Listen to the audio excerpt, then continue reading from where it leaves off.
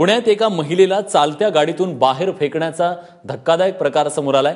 पीडित महिला मगरपट्टा इथल्या IT कंपनीत काम करते। आज पहाटे 4:30 वाजता नाईट शिफ्ट संपवून ही महिला जुबेर पटेल या सहकार्यासोबत कंपनीच्या गाडीतून घरी परतत होती।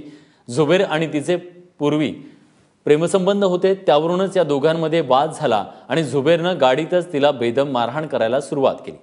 इतकंच नाही तर चालत्या गाडीतून तिला फेकण्याचाही प्रयत्न केला, मात्र चालकाच्या ते लक्षात आल्यानंतर त्यानं गाडी थांबवली आणि पुढचा अनर्थ टळला।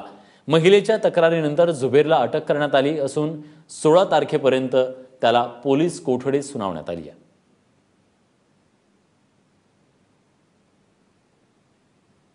हा जो आरोपी आहे हा सदर महिलेकडे खुशी नजरेने नेहमी पाहायचा, वागायचा। या महिलेची कंपनीची ड्युटी संपली आणि ती आपल्या काही मित्रांसोबत एका कॅबमध्ये येत असताना आरोपी त्याच कॅबमध्ये होता।